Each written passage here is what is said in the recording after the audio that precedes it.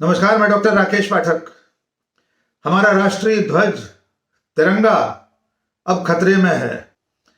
कर्नाटक के मंत्री के.एस. ईश्वरप्पा उन्होंने बयान दिया है कि एक न एक दिन दिल्ली के लाल किले पर तिरंगे की जगह भगवा ध्वज फहराया जाएगा। ईश्वरप्पा ने यह भी कहा कि भले इसमें थोड़ा सा वक्त लग जाए, हो सकता है 100-200 साल लग जाए, लेकिन एक न एक दिन तिरंगे की जगह भगवा ध्वज ही राष्ट्रीय ध्वज होगा। उन्होंने कहा कि यद्यपि अभी तिरंगा ही राष्ट्रीय ध्वज है, इसलिए इसका सम्मान किया जाना चाहिए, लेकिन तिरंगा पहले कभी नहीं था। वे हजारों साल पहले का उदाहरण देते हुए कहते हैं कि मर्यादा पुरुषोत्तम भगवान राम के रथ पर भगवा झंडा था, तिरंगा तो कहीं नहीं था। इसलिए एक न एक दिन लाल किले पर भगवा ध्वज फहराया जाएगा। आपको याद होगा कि पिछले दिनों जब कर्नाटक में हिजाब को लेकर बवाल चल रहा था, तब एक कॉलेज में, शिमोगा शहर में एक कॉलेज में कुछ भगवा पट्टाधारी युवकों ने कॉलेज का जो प्रांगण था उसके पोल पर भगवा झंडा लहरा दिया था। आरोप यह आया था कि इस पोल पर राष्ट्रीय ध्वज तिरंगा फहराया जाता था, जिस पर भगवा ध्वज फहरा दिया गया। इस बयान पर ईश्वरप्पा से उनका पक्ष जाना गया। तब उन्होंने कहा कि लाल किले पर एक न एक दिन तिरंगे की जगह भगवा फहराया जाएगा। यद्यपि ईश्वरप्पा के इस बयान के बाद कर्नाटक विधानसभा में काफी बवाल मचा हुआ है। कांग्रेस के नेताओं ने, कांग्रेस के विधायकों ने सदन में तिरंगा लेकर प्रदर्शन किया। पूरी रात वे तिरंगा लेकर सदन में बैठे रहे। कांग्रेस के प्रदेश अध्यक्ष डी.के. शिवकुमार ने, भूतपूर्व मुख्यमंत्री सिद्धारमैया ने इसे राष्ट्रीय ध्वज का अपमान बताया है, इसे ध्वज संहिता का अपमान बताया है।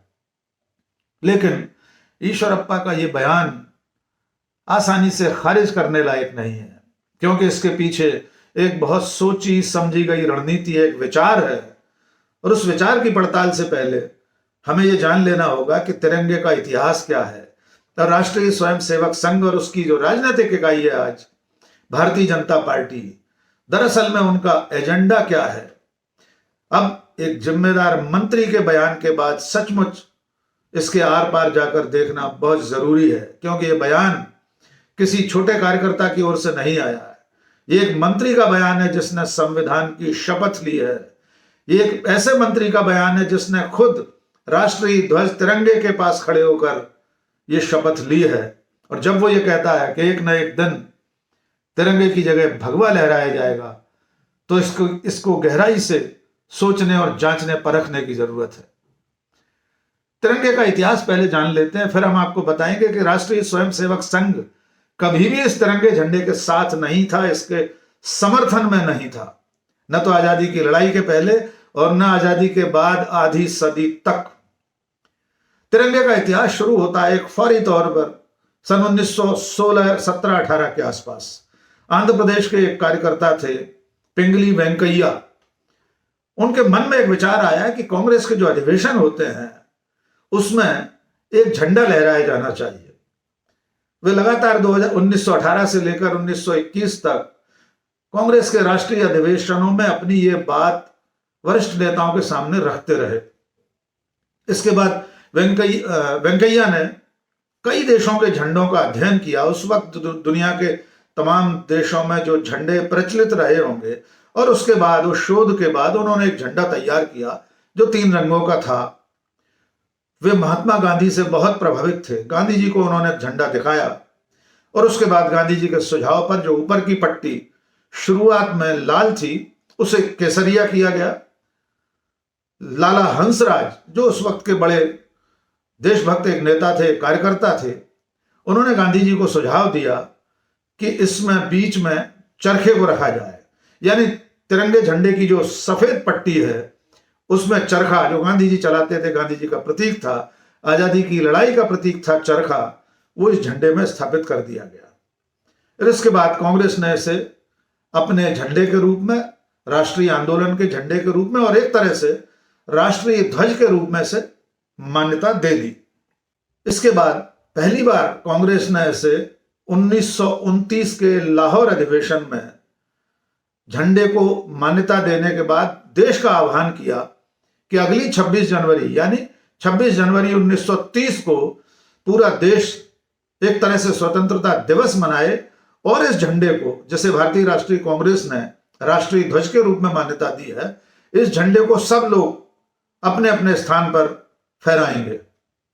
आपको जानकर आश्चर्य होगा कि कांग्रेस के इस अभियान के खिलाफ तत्कालीन सरसंघ चालक ने, डॉक्टर केशव बलिराम हेडगेवार ने बाकायदा एक परिपत्र जारी किया, एक आदेश पत्र जारी किया, अपने कार्यकर्ताओं से और हिंदुओं से कहा कि कोई भी तिरंगा झंडा नहीं फहराए बल्कि भगवा झंडा फहराया जाना चाहिए। उन्होंने भगवा झंडा फहराने का आह्वान किया देश से।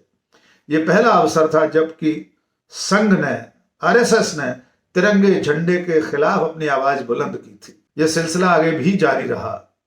जब देश की आजादी की बेला आने वाली थी, लगभग तय था कि 15 अगस्त 1947 को देश आजाद होने जा रहा है, तब संविधान सभा में भारतीय राष्ट्रीय कांग्रेस ने जिस तिरंगे को स्वीकार किया था उसे ही राष्ट्रीय ध्वज के रूप में मंजूरी दी, लेकिन उसमें एक परिवर्तन किया गया। जिस झंडे में पहले चरखा बना हुआ था बीच की पट्टी में, उस चरखे की जगह सम्राट अशोक के धर्म चक्र को स्थान दिया गया और अंत में संविधान सभा ने इस झंडे को राष्ट्रीय ध्वज के रूप में मान्यता प्रदान कर दी। संघ की ओर से 1946 में, यानी इस संविधान सभा की बैठक से पहले, जो नागपुर में गुरु पूर्णिमा उत्सव होता है, राष्ट्रीय स्वयं सेवक संघ का जो महोत्सव होता है, उसमें तत्कालीन सरसंघ चालक ने बाकायदा इस तिरंगे झंडे के खिलाफ भी बयान दिया और उन्होंने भगवा झंडे की महत्ता प्रतिपादित की अपने भाषण में। उन्होंने कहा कि भगवा ही हमारी जो सनातन संस्कृति है उसका प्रतीक है। सरसंघ चालक ने अपने भाषण में कहा कि एक न एक दिन पूरा देश इस भगवे झंडे के नीचे ही आएगा, इसी के नीचे झुकेगा। यह सिलसिला यहां भी नहीं रुका। जुलाई 1947 में संविधान सभा में स्वीकृत होने के बाद जब तय हो गया कि 15 अगस्त 1947 को दिल्ली के लाल किले पर पहली बार राष्ट्रीय ध्वज, यह तिरंगा फहराया जाएगा, उससे एक दिन पहले, ठीक एक दिन पहले 14 अगस्त 1947 को राष्ट्रीय स्वयंसेवक संघ का जो मुखपत्र है ऑर्गेनाइजर, उसमें बाकायदा लेख लिखा गया। संघ की ओर से तिरंगे को लेकर, राष्ट्रीय ध्वज को लेकर अपनी असहमति दर्ज की गई। उस लेख में, ऑर्गेनाइजर में, संघ की ओर से लिखा गया कि कुछ लोग जो भाग्य से सत्ता प्राप्त कर बैठे हैं, वे देश के हाथों में तिरंगा सौंपना चाहते हैं, लेकिन इस देश का हिंदू कभी भी तिरंगे को स्वीकार नहीं करेगा। इसमें लिखा गया कि तिरंगे में जो 3 रंग हैं वे अपने आप ही बुराई के प्रतीक हैं, ये अपशकुन है, इससे देश का नुकसान होगा, देश का भला नहीं होने वाला इस तिरंगे झंडे से। ये 14 अगस्त 1947 का राष्ट्रीय स्वयंसेवक संघ का अपने मुखपत्र ऑर्गेनाइजर में लिखा गया उनका विचार है। इसके बावजूद जब तिरंगा इस देश में स्वीकार कर लिया गया, सभी देशवासियों ने इसे शिरोधार्य किया, लेकिन संघ ने इसे मान्यता नहीं दी। आजादी के बाद 30 जनवरी 1948 को जब राष्ट्रपिता महात्मा गांधी की हत्या हुई, उसके बाद देश में तमाम जगहों पर संघ के कार्यकर्ताओं ने तिरंगे झंडे को पैरों से रौंदा था। उस वक्त के अखबारों में ये खबरें छपी थीं, आज भी इसे जाना जा सकता है। और इसके बाद भी संघ तिरंगे झंडे को स्वीकार करने के लिए तैयार नहीं हुआ।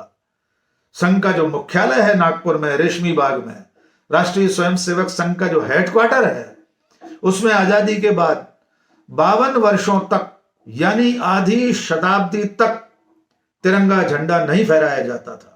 15 अगस्त और 26 जनवरी हमारे जो राष्ट्रीय पर्व हैं, उन दिनों में भी संघ मुख्यालय में तिरंगा नहीं फहराया जाता था। तब राष्ट्रप्रेमी युवा दल एक संगठन है, उसके 3 युवाओं ने, बाबा मेंढे, रमेश कलम्बे और दिलीप चटवानी ने 26 जनवरी 2001 को यह कोशिश की कि वे संघ मुख्यालय में घुसकर तिरंगा झंडा, हमारा जो राष्ट्रीय ध्वज है, उसे फहराएंगे। लेकिन इन तीनों युवकों को राष्ट्रीय स्वयंसेवक संघ के लोगों ने अपने मुख्यालय में तिरंगा फहराने से रोक दिया। उनका बाकायदा बलपूर्वक प्रतिरोध किया और उन्हें पुलिस के हवाले कर दिया। इन युवकों पर मुकदमा दर्ज हुआ, लेकिन बाद में वे बरी हो गए। इस विरोध का ही परिणाम था कि सन 2002 के बाद से संघ मुख्यालय में तिरंगा झंडा फहराया जाने लगा। इस पूरी पड़ताल से आप जान सकते हैं कि राष्ट्रीय स्वयंसेवक संघ और उसकी जो राजनीतिक इकाई है भारतीय जनता पार्टी, वो अंदर खाने अपने अंतर मन से तिरंगे को कभी स्वीकार नहीं कर पाया, न आजादी की लड़ाई से पहले न आजादी की लड़ाई के बाद। हो सकता है कर्नाटक के मंत्री के.एस. ईश्वरप्पा का यह बयान किसी सोची समझी रणनीति का हिस्सा हो, वो जो छुपा हुआ एजेंडा है कि अंततः एक ना एक दिन भगवा झंडे के नीचे ही पूरे देश को झुकाना है, तिरंगे को लाल किले से अपदस्थ करके भगवा झंडा फहराना है।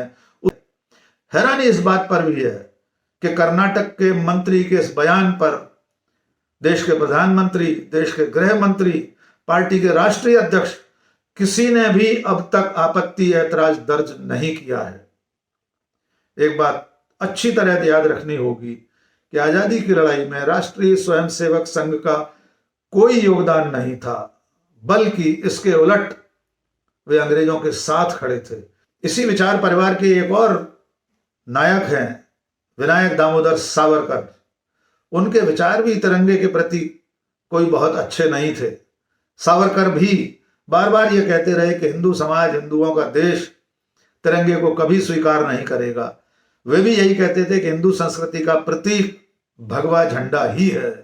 और आज हम देख रहे हैं कि सत्ता में बैठे लोग, ये विचार परिवार, ये विचार समूह उसी विचार को आगे बढ़ा रहा है। आखिर में इन बयानवीरों, इन बोलने वालों के लिए एक शेर के साथ अपनी बात खत्म करूंगा कि फूल दुश्मन को दिए जख्म वफादारों को, फूल दुश्मन को दिए जख्म वफादारों को, मुंसिफे वक्त के कानून निराले निकले, बात करने का भी सलीका न था कल जिनको, आज वे लोग बड़े बोलने वाले निकले। तो इनके बड़े बोल पर नजर रखिए। आज बस इतना ही। बहुत बहुत शुक्रिया। जय हिंद।